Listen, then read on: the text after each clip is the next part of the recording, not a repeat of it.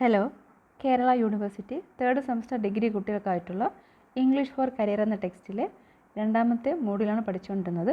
ഇന്ന് നോക്കുന്നത് അതിലെ 7ാമത്തെ യൂണിറ്റാണ്. Module 2 unit 7. വായിക്കാം. Read the passage given below and complete the exercises that follow. The next day, I traveled to the Bokaro steel plant, the largest steel plant in India. The scale of the plant was breathtaking. I saw hundreds of men working in an organized way as the sweat poured off their bodies while the molten steel flowed from the furnace like a river on fire. Impressive as the plant was, I was disappointed to see that there were no industrial estates around it utilizing the steel produced here to make various products. I was told that the setting up of industrial estates came under state purview. It brought back my old regret at our compartmentalized thinking.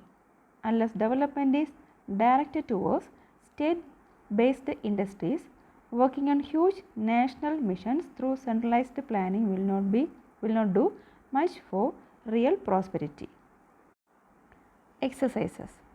Read the passage and answer the following questions. Question number 1. Underline all the infinitives, gerunds and participles in the passage. ഒന്നാമത്തെ question എന്ന് പറയുന്നത് passage വായിച്ചതിന് ശേഷം പാസേജിനകത്ത് വരുന്ന എല്ലാ ഇൻഫിനിറ്റീവ്സും underline ചെയ്യുക, എല്ലാ ജെറൻസും underline ചെയ്യുക, അതുപോലെ പാർട്ടിസിപ്പിൾസ് അണ്ടർലൈൻ ചെയ്യുക. ഓക്കെ, അപ്പോൾ ഇതൊക്കെ എന്താണെന്നുള്ളത് നമുക്ക് ആദ്യം നോക്കാം. എന്താണ് infinitives, gerunds, participles? So infinitive, അതുപോലെ ജെറൻഡ്, പാർട്ടിസിപ്പിൾസ് എന്നൊക്കെ പറയുന്നത് വെർബിൻ്റെ ഡിഫറെൻറ്റ് ഫോംസ് ആണ്. സോ 3 നോൺ ഫൈനൽ ഫോംസ് ആണ് വെർബിനുള്ളത്. Infinitive, present participle, past participle. ഇത് 3 വെർബിൻ്റെ 3 നോൺ ഫൈനൈറ്റ് ഫോംസ് ആണ്. അതിൽ ഒന്നാമത്തേതാണ് ഇൻഫിനിറ്റീവ്. ഇൻഫിനിറ്റീവ് എന്ന് പറയുന്നത് വെർബിൻ്റെ ബേസിക് ഫോമാണ്. So infinitive is the basic form of a verb that can be used as a noun, adjective or adverb. ഒരു വെർബിൻ്റെ ബേസിക് ഫോമിനാണ് ഇൻഫിനിറ്റീവ് എന്ന് പറയുന്നത്. അതിൻ്റെ ഫങ്ഷൻ എന്ന് പറയുന്നത് ഒരു നൗണിൻ്റെ ഫങ്ഷനോ അല്ലെങ്കിൽ ഒരു അഡ്ജക്റ്റീവ് ഓർ ആഡ്വർബ്, ഇതിലേതെങ്കിലും ഒരു ഫങ്ഷൻ ചെയ്യുന്ന ഒരു വെർബിൻ്റെ ഫോമാണ് ഇൻഫിനിറ്റീവ്. ഇൻഫിനിറ്റീവ് തന്നെ 2-3 ടൈപ്പിലുണ്ട്. To infinitive, bare infinitive, passive infinitive. അതിൽ നമ്മൾ ഏറ്റവും കൂടുതലായിട്ട് കേൾക്കുന്നത് ടു ഇൻഫിനിറ്റീവ് ആണ്. അതായത് ടു എന്ന വേർഡ് കൂടെ ആഡ് ചെയ്ത് വരുന്ന വെർബിൻ്റെ base form. For example to see, to make, ഇതൊക്കെ ടു ഇൻഫിനിറ്റീവ്സിന് എക്സാമ്പിൾസ് ആണ്. ടു ഇൻഫിനിറ്റീവ് തന്നെ പല കോണ്ടെക്സ്റ്റുകൾ ഉപയോഗിക്കാറുണ്ട്. ഒരു സിമ്പിൾ ഇൻഫിനിറ്റീവായിട്ട്, അതായത് ടു വന്നിട്ട് ഒരു വെർബിൻ്റെ base form, for example to play, അങ്ങനെ വരാറുണ്ട്. അല്ലെങ്കിൽ ഒരു പാസീവ് ഇൻഫിനിറ്റീവായിട്ട് വരാറുണ്ട്, ടു ബി പ്ലേഡ്. അല്ലെങ്കിൽ ഒരു പ്രോഗ്രസീവ് ഇൻഫിനിറ്റീവായിട്ട് വരാറുണ്ട്, ടു ബി പ്ലേയിങ്. അതുപോലെ പെർഫെക്റ്റീവ് ഇൻഫിനിറ്റീവായിട്ട് കാണാറുണ്ട്, ടു ഹാവ് പ്ലേഡ്. അല്ലെങ്കിൽ perfective passive infinitive, to have been played. അല്ലെങ്കിൽ perfective progressive infinitive, to have been playing. ഇങ്ങനെ പല രീതിയിലാണ് ടു ഇൻഫിനിറ്റീവിൻ്റെ ഫങ്ഷൻ എന്ന് പറയുന്നത്. നമ്മൾ വളരെ ജനറലായിട്ട് ടു ഇൻഫിനിറ്റീവ് എന്താണെന്ന് വെച്ചാൽ ടു കൂടെ ചേർന്ന് വരുന്ന ഒരു വെർബ് ഫോം, അതിനെയാണ് ടു ഇൻഫിനിറ്റീവ് എന്ന് പറയുന്നത്. അത് പല കോണ്ടെക്സ്റ്റുകളിൽ അല്ലെങ്കിൽ പല ടെൻസിൻ്റെ രൂപങ്ങളിൽ നമ്മളത് പല രീതിയിൽ ഉപയോഗിക്കുന്നുണ്ട്. അതുപോലെ അടുത്തൊരു ടൈപ്പാണ് ബെയർ ഇൻഫിനിറ്റീവ്, അതായത് ടു ചേർക്കാതെ ഉപയോഗിക്കുന്ന ഇൻഫിനിറ്റീവ്. ബെയർ ഇൻഫിനിറ്റീവിന് 1-2 എക്സാമ്പിൾ പറയാം. I have heard him talk loudly to her. ആ സെൻറ്റൻസിനകത്ത് ടോക്ക് എന്ന വേർഡാണ് ബെയർ ഇൻഫിനിറ്റീവായിട്ട് വന്നിട്ടുള്ളത്. I saw him go into the office. അതിനകത്ത് ഗോ എന്ന വേർഡ് അതിനകത്ത് ബെയർ ഇൻഫിനിറ്റീവാണ്. ഓക്കെ, മൂന്നാമത്തേതാണ് പാസീവ് ഇൻഫിനിറ്റീവ്, അതായത് പാസീവ് ഫോമിൽ ഉപയോഗിക്കുന്ന ഇൻഫിനിറ്റീവാണ്. Example I wanted him to be defeated. To be defeated, അത് പാസീവ് ഫോമിൽ വരുമ്പോഴാണ്. I want the work to be finished before sunset. Okay. John is easy to please. Okay. To be pleased എന്നുള്ളതിന് പകരമാണ് to please. അപ്പോൾ ഈ കോണ്ടെക്സ്റ്റിലൊക്കെ നമ്മൾ ഉപയോഗിക്കുന്നത് passive infinitive ആണ്. അങ്ങനെ നമുക്ക് ഇൻഫിനിറ്റീവിന് ജനറലായിട്ട് 3 രീതിയിൽ പറയാം. ടു ചേർന്ന് വരുന്ന ഇൻഫിനിറ്റീവ്, ബെയർ ഇൻഫിനിറ്റീവ്, അതുപോലെ പാസീവ് ഫോമിൽ ഉപയോഗിക്കുന്ന ഇൻഫിനിറ്റീവ്. അപ്പോൾ നമ്മുടെ ടെക്സ്റ്റിനകത്ത് വരുന്ന ഈ പാസേജിനകത്ത് വരുന്ന ഇൻഫിനിറ്റീവ് കണ്ടുപിടിക്കാനാണ് പറഞ്ഞിരിക്കുന്നത്. നമുക്ക് ടെക്സ്റ്റിനകത്ത് ഈ പാസേജിനകത്ത് 2 ഇൻഫിനിറ്റീവ്സ് വന്നിട്ടുണ്ട്. അതിന് എക്സാമ്പിൾ എന്ന് പറയുന്നത് ടു സീ, അതുപോലെ ടു മേക്ക്. ഈ 2 ഇൻഫിനിറ്റീവ്സ് ആണ് ഈ പാസേജിനകത്ത് വന്നിട്ടുള്ളത്. ഇനി അടുത്ത് നമുക്ക് നോക്കേണ്ടത് പാർട്ടിസിപ്പിൾസ്. പാർട്ടിസിപ്പിൾസ് 2 ടൈപ്പിലാണുള്ളത്, പ്രസൻറ്റ് പാർട്ടിസിപ്പിൾ അതുപോലെ പാസ്റ്റ് പാർട്ടിസിപ്പിൾ. ആദ്യത്തേത് the present participle. Present participle എന്ന് പറയുന്നത് വെർബിൻ്റെ കൂടെ ing ചേർന്ന് വരുന്ന ഒരു ഫോമാണ്. The present participle indicates an action or process that is unfinished. Finish ചെയ്യപ്പെടാത്ത എന്നൊരു സെൻസ് കിട്ടുന്ന ആ ഒരു മീനിങ് കിട്ടാൻ വേണ്ടി ഉപയോഗിക്കാനാണ് നമ്മൾ ing ചേർത്ത് വെർബിൽ ആഡ് ചെയ്ത് വരുന്നത്. ഓക്കെ, എക്സാമ്പിൾ നോക്കാം. Seeing a tiger the child started crying. ഇതിൽ ആദ്യത്തെ വേർഡ് സീയിങ് അതൊരു പ്രസൻറ്റ് പാർട്ടിസിപ്പിളാണ്. Okay. Being tired the old man cannot walk. അതിലും ബീയിങ് എന്ന വേർഡ് ഒരു പ്രസൻറ്റ് പാർട്ടിസിപ്പിളാണ്. The teacher is going home today. അവിടെയും അത് പ്രസൻറ്റ് പാർട്ടിസിപ്പിളാണ്. അതൊരു ടെൻസ് കൂടെ സൂചിപ്പിക്കുന്ന ഒരു കോണ്ടെക്സ്റ്റാണ്. ഇനി എന്തൊക്കെയാണ് പ്രസൻറ്റ് പാർട്ടിസിപ്പിളിൻ്റെ യൂസ് നോക്കാം. പ്രസൻറ്റ് പാർട്ടിസിപ്പിൾ ആ ഒരു വേർഡ്, അതായത് ing ചേർന്ന് വരുന്ന വെർബ്, അത് പല കോണ്ടെക്സ്റ്റുകളിൽ ഉപയോഗിക്കുന്നുണ്ട്. ഒരു അഡ്ജക്റ്റീവായിട്ട് ഉപയോഗിക്കുന്നുണ്ട്. For example running water. Water എന്ന് പറയുന്നത് ഒരു നൗണാണ്. അപ്പോൾ അതിന് കൊടുക്കുന്നൊരു ഒരു ക്വാളിറ്റി, അത് റണ്ണിങ് എന്ന വേർഡ്. സോ അതൊരു അഡ്ജക്റ്റീവായിട്ട് ഉപയോഗിക്കുന്നുണ്ട്. അതുപോലെ smiling face, okay, rolling stone. അപ്പോൾ ഇവിടെയെല്ലാം തന്നെ ഈ പ്രസൻറ്റ് പാർട്ടിസിപ്പിൾ ഒരു അഡ്ജക്റ്റീവായിട്ടാണ് ആക്ട് ചെയ്യുന്നത്. ദെൻ നമ്പർ 2 ഒരു സബ്ജക്റ്റ് കോംപ്ലിമെൻ്റ് ആയിട്ട്. For example the journey was very tiring, the lecture was boring, the story is interesting. അവിടെ എല്ലാം തന്നെ ആ സബ്ജക്റ്റിനെ കംപ്ലീറ്റ് ചെയ്യാൻ വേണ്ടിയിട്ടാണ് അവിടെ ഒരു പ്രസൻറ്റ് പാർട്ടിസിപ്പിൾ ഉപയോഗിച്ചിട്ടുള്ളത്. ഓക്കെ, ആ ജേർണി എങ്ങനെയായിരുന്നു? The journey was very tiring. Lecture ആ ഒരു സബ്ജക്റ്റിന് കൊടുക്കുന്ന ഒരു complement. The lecture was boring. അവിടെയെല്ലാം പ്രസൻറ്റ് പാർട്ടിസിപ്പിൾ ഉപയോഗിച്ചിട്ടുണ്ട്. അപ്പോൾ അങ്ങനെ ഒരു കോണ്ടെക്സ്റ്റ് നമുക്ക് ഒരു പ്രസൻറ്റ് പാർട്ടിസിപ്പിൾ ഉപയോഗിക്കാം. അതുപോലെ തന്നെ ഓബ്ജക്റ്റ് കോംപ്ലിമെൻ്റ് ആയിട്ടും ഉപയോഗിക്കാം.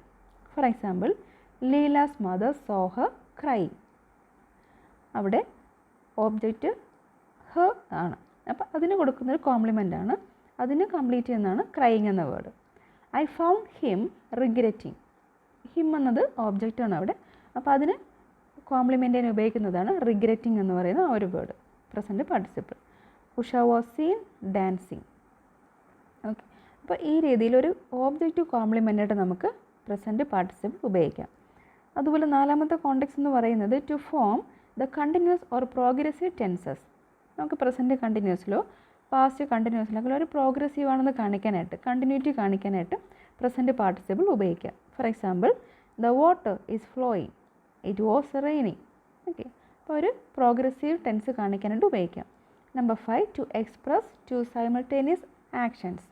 ഒരേ സമയത്ത് നടക്കുന്ന 2 കാര്യങ്ങൾ കാണിക്കാനായിട്ട് നമുക്ക് പ്രസൻറ്റ് പാർട്ടിസിപ്പിൾ ഉപയോഗിക്കാം.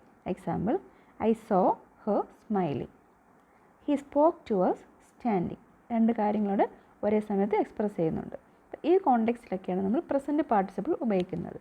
ഓക്കെ, അപ്പോൾ പ്രസൻറ്റ് പാർട്ടിസിപ്പിൾ എന്താണെന്ന് വെച്ചാൽ ഒരു വെർബിൻ്റെ കൂടെ ing ചേർന്ന് വരുന്നൊരു ഫോം. അത് പല കോണ്ടെക്സ്റ്റുകളിൽ ഉപയോഗിക്കാറുണ്ട്. ഒരു അഡ്ജക്റ്റീവായിട്ടോ, ഒരു സബ്ജക്റ്റ് കോംപ്ലിമെൻ്റ് ആയിട്ടോ, ഒരു ഓബ്ജക്റ്റ് കോംപ്ലിമെൻ്റ് ആയിട്ടോ, അല്ലെങ്കിൽ ഒരു കണ്ടിന്യൂസ് അല്ലെങ്കിൽ പ്രോഗ്രസീവ് ആക്ഷൻ കാണിക്കാനായിട്ടുള്ളൊരു വേർഡായിട്ടോ, അല്ലെങ്കിൽ 2 സൈമൾട്ടേനിയസ് ആക്ഷൻ കാണിക്കാൻ വേണ്ടിയിട്ട് നമുക്കിത് ഉപയോഗിക്കാവുന്നതാണ്. ദെൻ 3ാമത്തേതാണ് past participle. Past participle indicates a stage or process but does not indicate tense. Okay, past participle എന്ന് പറയുന്നത് ഒരു പ്രോസസ്സോ ഒരു സ്റ്റേജോ കാണിക്കുന്നു, പക്ഷേ അത് ടെൻസ് സൂചിപ്പിക്കാൻ വേണ്ടിയിട്ട് ഉപയോഗിക്കുന്നതല്ല പാസ്റ്റ് പാർട്ടിസിപ്പിൾ. അത് ഫോം ചെയ്യുന്നത് EDയോ അല്ലെങ്കിൽ ENO ആഡ് ചെയ്തിട്ടായിരിക്കും ഒരു പാസ്റ്റ് പാർട്ടിസിപ്പിൾ ഫോം ചെയ്യുന്നത്. Example chased by the bull we climbed a tree. അതിൽ first word chased. Okay, chased ആ വേർഡാണ് അതിനകത്ത് past participle. Next bent with age the old man cannot walk. അവിടെയും ബെൻഡ് എന്ന word. Okay, അതാണ് അവിടെ past പാർട്ടിസിപ്പിളായിട്ട് വന്നിട്ടുള്ളത്. ഇനി ഇത് ഏതൊക്കെ കോണ്ടെക്സ്റ്റ് നമുക്ക് ഉപയോഗിക്കാം, എവിടേക്കാണ് പാസ്റ്റ് പാർട്ടിസിപ്പിൾ കാണുന്നത്? ഒന്നാമത്തേത് to form the perfect tense. Present പെർഫെക്റ്റോ പാസ്റ്റ് പെർഫെക്റ്റോ ഫ്യൂച്ചർ പെർഫെക്റ്റോ ഏത് പെർഫെക്റ്റ് ടെൻസ് ആണെങ്കിൽ നമുക്കത് സൂചിപ്പിക്കാനായിട്ട് നമ്മൾ പാസ്റ്റ് പാർട്ടിസിപ്പിൾ ഉപയോഗിക്കാറുണ്ട്. അതായത് ഇ ഡി അല്ലെങ്കിൽ ഇ എൻ ചേർന്ന് വരുന്നൊരു ഫോം, വെർബിൻ്റെ third form. Okay, example I have written to him. Present perfect വരുന്നൊരു സെൻറ്റൻസ് ആണ്. I had written to him അത് പാസ്റ്റ് പെർഫെക്റ്റ് വരുന്നൊരു സെൻറ്റൻസ് ആണ്. I shall have written to him future perfect. Okay, then number 2 as adjective. നമ്മൾ present participle പറഞ്ഞതുപോലെ തന്നെ past പാർട്ടിസിപ്പിളും ഒരു അഡ്ജക്റ്റീവായിട്ടും ഉപയോഗിക്കാം നമുക്ക്. For example wounded soldier. Soldier നൗണാണ്, അതിന് കൊടുക്കുന്നൊരു ക്വാളിറ്റിയാണ് wounded. Then fallen angels, invited guest,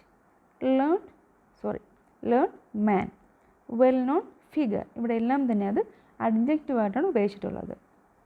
number 3 as subject compliment.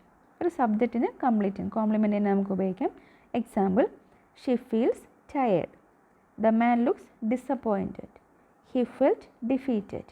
So ആ ലാസ്റ്റ് വരുന്ന 3 വേർഡും അത് സബ്ജക്റ്റ് കോംപ്ലിമെൻ്റ് ആണ്. അതെല്ലാം തന്നെ പാസ്റ്റ് പാർട്ടിസിപ്പിളാണ് ഉപയോഗിച്ചിട്ടുള്ളത്. Next as object complement. Present participle പോലെ പാസ്റ്റ് പാർട്ടിസിപ്പിളും ഓബ്ജക്റ്റ് കോംപ്ലിമെൻ്റായിട്ടും ഉപയോഗിക്കാം. We saw the village deserted. അവിടെ വില്ലേജ് ഓബ്ജക്റ്റാണ്, അതിന് കൊടുക്കുന്നൊരു കോംപ്ലിമെൻ്റാണ് deserted. I saw her delighted. Her ഓബ്ജക്റ്റാണ്, അതിനെ കംപ്ലീറ്റ് ചെയ്യുന്നത് ഡിലൈറ്റ് എന്ന വേർഡ് ഉപയോഗിച്ചാണ്. He left the job unfinished. So ആ ലാസ്റ്റിൽ വരുന്ന 3 വേർഡും deserted, delighted, unfinished 3 past participles ആണ്. The number 5 to form the passive voice. Passive voice develop ചെയ്യാനായിട്ട് നമുക്ക് ക്രിയേറ്റ് ചെയ്യാനായിട്ടും പാസ്റ്റ് പാർട്ടിസിപ്പിൾ ഉപയോഗിക്കാറുണ്ട്. Example he was defeated, the bridge is being built അല്ലെങ്കിൽ the bridge was being built, the work will have been completed by this time tomorrow. നമുക്ക് ഏത് ടെൻസിലാണെങ്കിലും passive form create ചെയ്യാനായിട്ട്, passive വോയിസിലുള്ള ഒരു sentence create ചെയ്യാനായിട്ട് നമുക്ക് പാസ്റ്റ് പാർട്ടിസിപ്പിൾ ഉപയോഗിക്കാവുന്നതാണ്. ഇത് ജെറണ്ട് എന്താണെന്ന് നോക്കാം.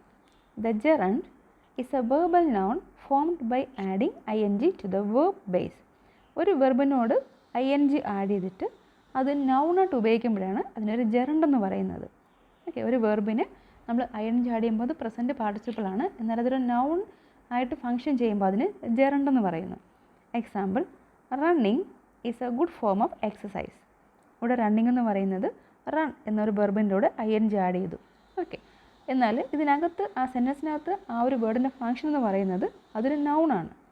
റണ്ണിങ് അതൊരു നൗണായിട്ടാണ് ഉപയോഗിച്ചിട്ടുള്ളത്. സോ അതൊരു ജെറണ്ടാണ്. Next smoking is injurious to health. അവിടെയും ഒരു വെർബിൻ്റെ കൂടെ ing ആഡ് ചെയ്തു, എന്നാൽ അത് ഉപയോഗിച്ചിരുന്ന കോണ്ടെക്സ്റ്റ് ഒരു നൗണായിട്ടാണ്. സോ അതൊരു ജെറണ്ടായിട്ട് ആക്ട് ചെയ്യുന്നു. ഇനി ഏതൊക്കെ കോണ്ടെക്സ്റ്റിൽ നമുക്കിതിനെ ഉപയോഗിക്കാൻ നോക്കാം. Number 1 as subject. ഒരു സെൻറ്റൻസിലെ സബ്ജക്റ്റായിട്ട് ഉപയോഗിക്കാം. Example smoking is prohibited here, climbing the steps is difficult. അവിടെയെല്ലാം സെൻറ്റൻസിൽ ജെറണ്ട് അവിടെ സബ്ജക്റ്റായിട്ട് ഉപയോഗിച്ചിട്ടുണ്ട്. Number 2 as object of A verb. ഒരു വെർബിൻ്റെ ഓബ്ജക്റ്റായിട്ട് ഉപയോഗിക്കാം. Example all of us enjoy singing, please stop talking. അവിടെ ഒരു ഓബ്ജക്റ്റായിട്ടാണ് ഉപയോഗിച്ചിട്ടുള്ളത്. Number 3 as subject compliment. Example his past time is gossiping. ഒരു സബ്ജക്റ്റിനെ compliment ചെയ്യാനായിട്ട്.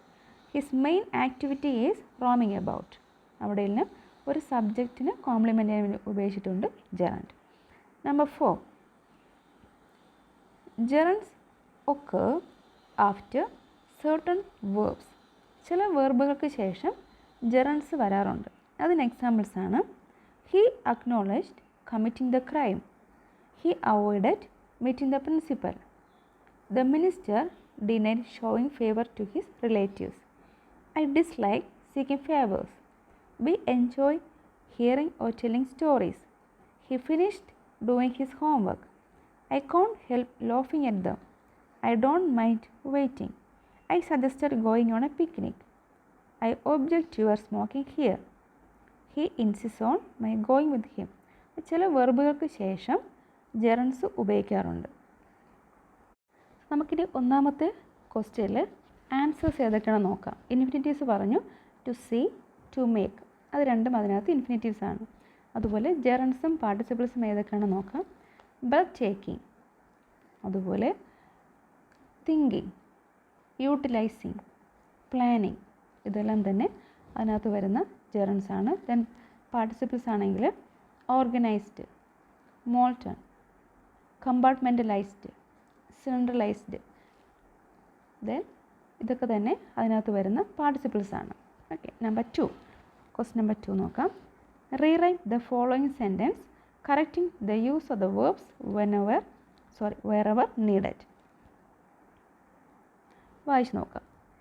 Impressive as the plant was, I was disappointed seeing that there were no industrial estates around it. Utilize the steel produced here making various products. അതിനകത്ത് corrections ഉണ്ടെങ്കിൽ correct ചെയ്യാനാണ് പറഞ്ഞിരിക്കുന്നത്. So നമുക്കത് പാസേജിനകത്ത് തന്നെയുള്ള question ആണ്. നമുക്ക് വായിക്കുമ്പോഴേ മനസ്സിലാകും. Impressive as the plan was, I was disappointed to see. Disappointed to see അവിടെ വരുന്നത് ടു ഇൻഫിനിറ്റീവ് ആണ്. That there were no industrial estates around it.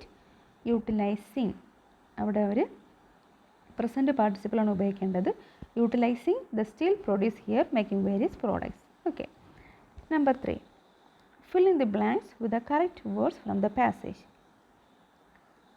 I saw hundreds of men, അവിടെ ഡാഷിൽ വരുന്നത് ആൻസർ പറഞ്ഞു പോകാം. വർക്കിംഗ് നമുക്ക് പാസേജിനകത്ത് തന്നെയാണ്, അവിടെയും ING ചേർന്ന് വരുന്നൊരു ഫോമാണ് ഉപയോഗിക്കേണ്ടത്. Working in an organised way, അവിടെ പാസ്റ്റ് പാർട്ടിസിപ്പിളാണ് ഉപയോഗിച്ചിട്ടുള്ളത്. Organised way as the sweat poured off, അവിടെയും പാർട്ടിസിപ്പിളാണ്, പാസ്റ്റ് പാർട്ടിസിപ്പിളാണ്. Poured off their bodies while the molten steel, അതും പാസ്റ്റ് പാർട്ടിസിപ്പിളാണ്. Molten flow from the furnace like a river on fire. Okay, number 4, underline 2 adjectives in the following sentence. Sentence ഇങ്ങനെയാണ്. It brought back my old regret at your compartmentalized thinking. So adjective എന്ന് പറയുന്നത് ഒരു നൗണിന് കൊടുക്കുന്ന വിശേഷണം, ഒരു നൗണിന് കൊടുക്കുന്ന ഒരു ക്വാളിഫിക്കേഷനാണ്. അപ്പോൾ ഇതിനകത്ത് വരുന്ന നൗൺസ് ഏതൊക്കെയാണെന്ന് നോക്കാം. റിഗ്രറ്റ് ഒരു നൗണാണ്. അതുപോലെ ഇതിനകത്ത് തിങ്കിങ് അത് നൗണായിട്ട് ഉപയോഗിച്ചിട്ടുണ്ട്. ഓക്കെ, ഒരു ജെറണ്ടാണ്, നൗണായിട്ട് ഉപയോഗിച്ചിട്ടുണ്ട്. അപ്പോൾ അതിന് കൊടുക്കുന്ന ഏതൊക്കെയാണ് ആ ഒരു വേർഡ്സ്, അതിനെ ക്വാളിഫൈ ചെയ്യുന്ന വേർഡ്സ് ഏതൊക്കെയാണെന്ന് നോക്കാം. അപ്പോൾ റിഗ്രറ്റിനെ ക്വാളിഫൈ ചെയ്യുന്നത് ഓൾഡ് എന്ന വേർഡ് ഉപയോഗിച്ചിട്ടാണ്. Old regret. സോ ആ ഓൾഡ് എന്നുള്ളതൊരു അഡ്ജക്റ്റീവാണ്.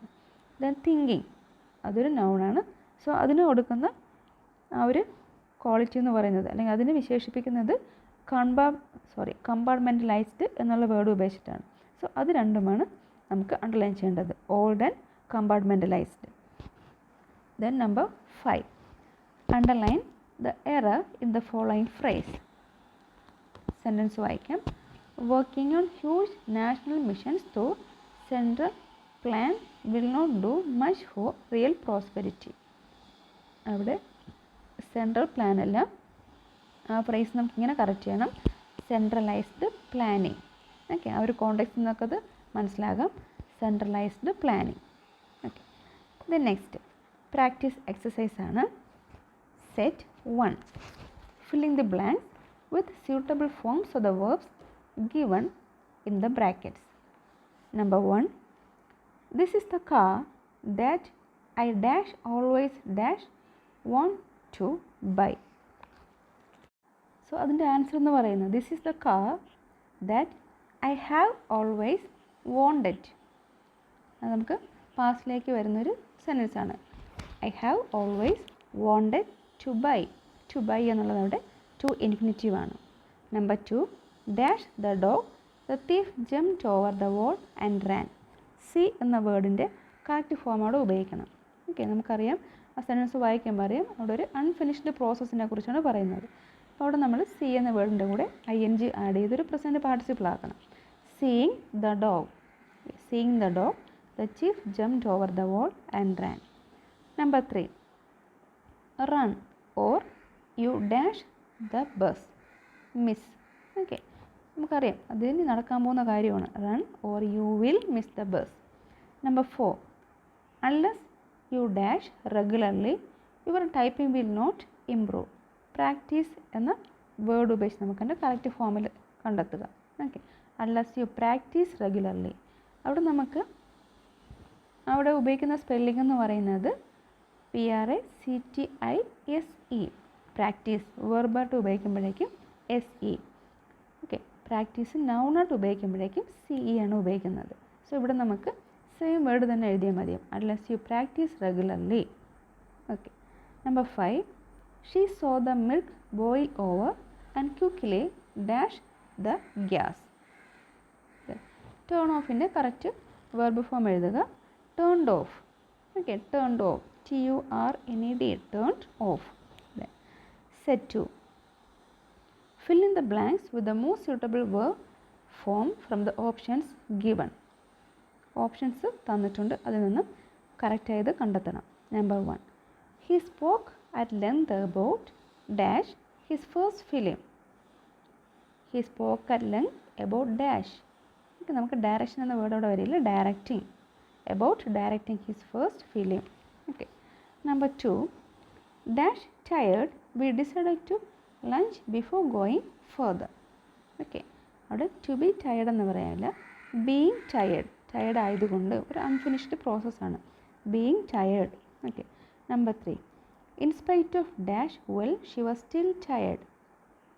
ഇൻ സ്പൈറ്റ് ഓഫ് സ്ലീപ്പിംഗ് അല്ല, ഹാവിങ് സ്ലെപ്റ്റ്, ഉറങ്ങിയതിന് ശേഷവും നല്ലതുപോലെ ഉറങ്ങിയിട്ടും. In spite of having slept well she was still tired. Number 4, what do you plan dash her for her birthday. what do you plan to give. Okay, to infinitive ആണ്. to give, giving അല്ല, to give.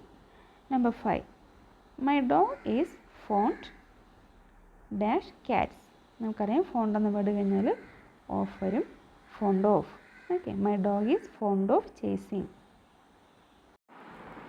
Set 3, spot the error in the sections in italics and choose the correct option. Number 1, he is not a person to be treated lightly. he is not a person to be treated lightly. ആ സെൻറ്റൻസിനകത്ത് to be treated അതാണ് ഇറ്റാലിസൈസ് ചെയ്ത് എഴുതിയിട്ടുള്ളത്. അതിനകത്ത് error ഉണ്ടെങ്കിൽ correct ചെയ്യാനാണ്. അപ്പോൾ ആ ഒരു ഭാഗം എന്ന് പറയുന്നത് പാസീവ് ഇൻഫിനിറ്റീവ് ആണ്. അതിനകത്ത് എററൊന്നുമില്ല. So answer is D, no error. Okay. Number 2, he might have got the job if attended the interview. he might have got the job if attended the interview. Okay, അവിടെ might have got വന്നതുകൊണ്ട് attended നമുക്ക് simple past ഉപയോഗിച്ചാൽ പോരാ, had attended. if he had attended. Okay, അവിടെ answer എന്ന് പറയുന്നത് option B ആണ്.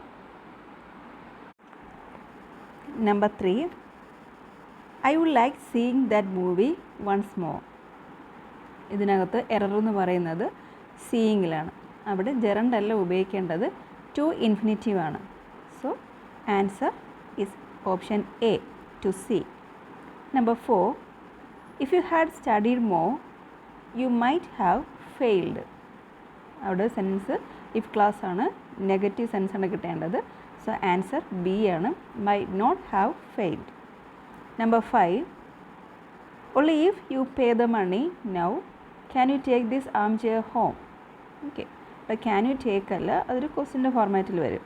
can you take അല്ല, you can take. Option A ആണ് ആൻസർ ആയിട്ട് വരുന്നത്. Set 4, match the parts in column A with those in column B to form appropriate sentences. Number 1, he is as clever at solving problems. അതിന് യോജിച്ച് വരുന്നത് D ആണ്, as he is at playing the violin. Okay. Number 2, his intention is to get a job as soon as possible. Okay, to get a job. Number 3, we were so happy to meet. Okay, ഇവിടെയൊക്കെ to infinitive ആണ്, to meet our old classmates. Number 4, I had no objection to your using the laptop. Okay, I have no objection to your using my laptop. Okay. Number 5, besides being a traveler, he is a regular blogger. Okay, besides being a traveler, he is a regular blogger. Okay. Next, set 5, spot the error in the words or phrases in italics and write the correct answer in the space provided. Okay. Sentence വായിച്ചു നോക്കാം. Number 1, this meeting is something cherished in our memories forever. Okay, this meeting is something cherished. Something cherish എന്നുള്ളതിലാണ് error വരുന്നുള്ളത്. അപ്പോൾ അതിൽ എന്താണ് correct ചെയ്യേണ്ടത്? Okay, നമുക്കവിടെ എഴുതേണ്ടത് സംതിങ് ടു ബി ചെറിഷ്ഡ്, അതിന് പാസീവ് ആക്കാം. This meeting is something to be cherished. Okay, to കൂടെ ചേർത്ത് അതിനെ പാസീവ് ഇൻഫിനിറ്റിലോട്ട് മാറ്റണം. Number 2, your targets are to achieving before the end of this month. Okay, to achieving അല്ല, your targets are to be achieved.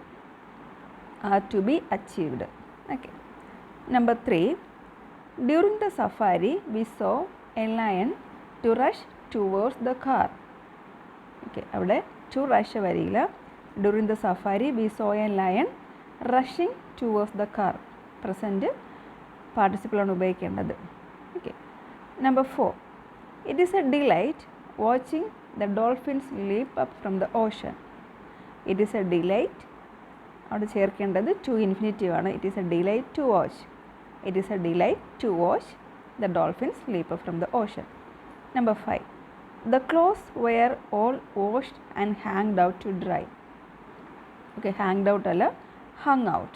The clothes were all washed and hung out to dry. Okay, അപ്പോൾ ഇത്രയുമാണ് നമുക്ക് ടെക്സ്റ്റിനകത്ത് തന്നിരിക്കുന്ന exercise എന്ന് പറയുന്നത്.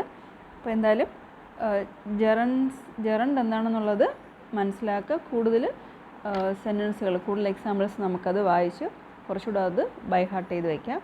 അതുപോലെ തന്നെ പാർട്ടിസിപ്പിൾസ്, present പാർട്ടിസിപ്പിളുണ്ട്, past പാർട്ടിസിപ്പിളുണ്ട്. അതും അതിനെക്കുറിച്ച് കുറച്ചുകൂടെ എക്സാമ്പിൾസ് കളക്ട് ചെയ്ത് വയ്ക്കുക. ദെൻ ഇൻഫിനിറ്റീവ് എന്ന് പറയുന്നത് നമുക്ക് കൂടുതലും ഫെമിലിയർ ആയിട്ടുള്ളത് ടു ഇൻഫിനിറ്റീവ് ആണ്. അത് മാത്രമല്ല, ടു ചേർക്കാത്ത ബെയർ ഇൻഫിനിറ്റീവ് ഉണ്ട്. ഓക്കെ, അപ്പോൾ ഈ കാര്യങ്ങളൊക്കെ മനസ്സിലായെന്ന് വിചാരിക്കുന്നു. അപ്പോൾ ഇതൊന്നും ഒരു കംപ്ലീറ്റ് ആയിട്ടുള്ളൊരു ക്ലാസ് ആയിരിക്കില്ല. ഇത് കുറച്ചധികം കൂടുതലുണ്ട്. ഇതിനെപ്പറ്റി കൂടുതൽ വായിച്ച് പോയിൻറ്റ്സ് കൂടുതൽ കണ്ടെത്തുക, കൂടുതൽ വായിച്ച് സെൻറ്റൻസുകൾ, എക്സാമ്പിൾസ് കൂടുതൽ വായിച്ച് വയ്ക്കുക. അപ്പോൾ കുറച്ചുകൂടെ നമുക്കത് വായിക്കുമ്പോഴും അല്ലെങ്കിൽ എഴുതാനൊക്കെ കുറച്ചുകൂടെ ഓർമ്മയിൽ പെട്ടെന്ന് വരും. ഓക്കെ, അപ്പോൾ ഇത്രയും പറഞ്ഞത് മനസ്സിലായെന്ന് വിചാരിക്കുന്നു. Thank you.